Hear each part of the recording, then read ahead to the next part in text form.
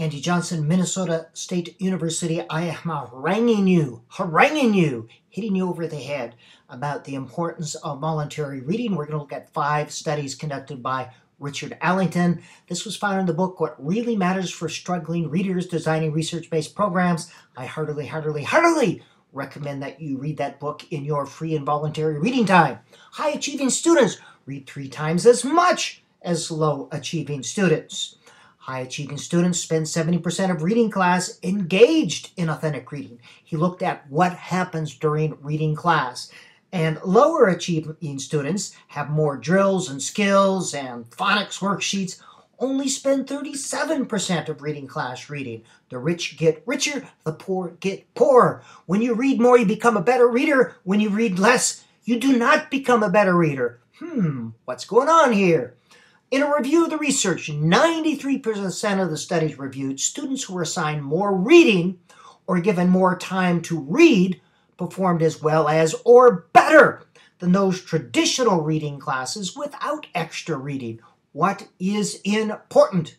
More reading works as well as or better than traditional instruction in enhancing reading performance. And reading performance is not scoring better on some fill-in-the-bubble worksheet. Reading performance is creating meaning with print. Reading is more pleasurable than worksheets. Organisms generally try to repeat pleasurable experiences and avoid painful ones. Therefore, hence, heretofore, reading invites more reading. We ought to do more of it.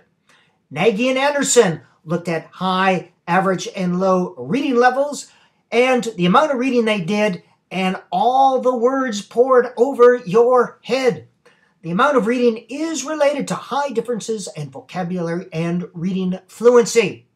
Variations in the amount of independent reading in high school. And here are percentile ranks, the amounts read a day. Look at this, the number of words you encounter. You learn words by encountering them. You'll also learn concepts and vocabulary and fluency by encountering words. We must get our children reading. Krashen, a great book, I would recommend this, The Power of Reading. He called it free voluntary reading. Compared to direct instruction, not direction instruction, free voluntary reading results in better of all these: comprehension, writing style, vocabulary, spelling, grammatical development. Summer free voluntary reading is more effective than direct instruction with tutors. Send home good books. It will cost less and be more effective, as well as will be more enjoyable. Free voluntary reading, larger knowledge base. Free voluntary reading is more pleasant than direct instruction, promotes more reading, and traditionally good readers in our schools get more to read, and struggling readers get sent off to a little room and they're given phonics and boring stuff, and it's no wonder why they hate reading. Access to good books is essential.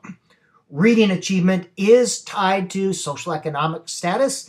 Education is always tied with economics. Children living in poverty have less access to books and are less able to get to libraries. 1996 study comparing children in Beverly Hills to those in Watts. Average of 200 books available per capita are for each child to read. In Watts, 0.4 books available. Poverty, poor schools, classrooms, and community libraries. Voluntary reading should be part of a total literacy program.